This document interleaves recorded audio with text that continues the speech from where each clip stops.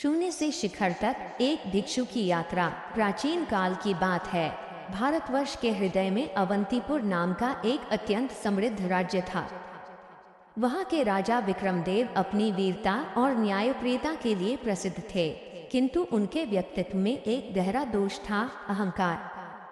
उन्हें लगता था कि उनका वैभव, उनकी सेना और उनके द्वारा बनवाए गए विशाल मंदिर ही उनके धर्म का प्रमाण है।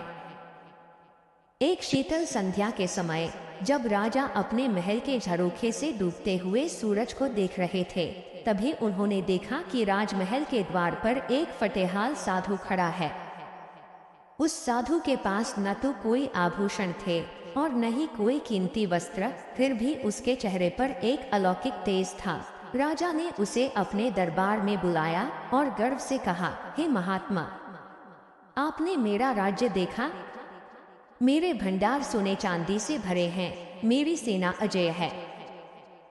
क्या आपने अपने जीवन में मुझसे अधिक भाग्यशाली व्यक्ति देखा है? साधु मंद मंद मुस्कुराए और बोले, राजन, आप जिसे भाग्य कह रहे हैं वह केवल एक बोझ है। आपके पास जो है वह आपसे छीना जा सकता है, लेकिन जिसके पास सत्य है उससे काल भी कुछ नहीं छीन सकता। आप महलों के राजा हो सकते हैं, लेकिन क्या आप अपने मन के राजा हैं? राजा को यह बात चुभ गई।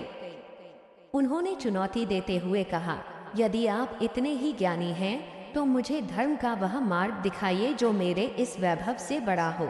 साधु ने उत्तर दिया, धर्म महलों में नहीं, त्याग और सेवा में बसता है।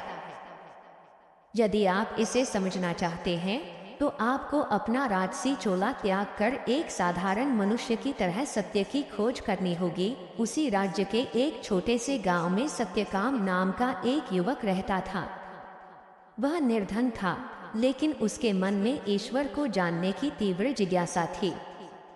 वह अक्सर जंगलों में जाकर ध्यान लगाता और ऋषियों की सेवा करता। एक दिन सत्यकाम उसी साधु से मिला जो राजा के दरबार से होकर आए थे।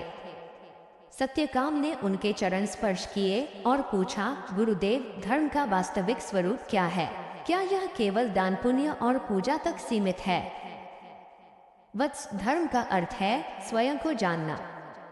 जब तक तुम्हारे भीतर में अहंकार जीवित है, तब तक परमात्मा तुमसे कोसों दूर है।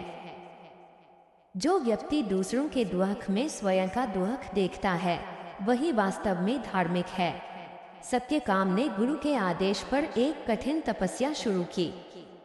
उसे गांव-गांव जाकर भूखों को भोजन कराना था और बिना किसी भेदभाव के बीमारों की सेवा करनी थी। यह उसका कर्म योग था। उधर राजा विक्रमदेव के मन में साधु की बातें घर कर गई थीं। उन्होंने वेश बदलकर अपने राज्य का भ्रमण करने का निश्चय किया। वे यह देखना चाहते थे कि क्या वास्तव में उनकी प्रजा सुखी है। रात के अंधेरे में साधारण वस्त्र पहनकर राजा जब नगर की गलियों में निकले तो उन्होंने देखा कि एक बूढ़ी औरत कड़ाके की ठंड में मंदिर की सीढ़ियों पर कांप रही थी।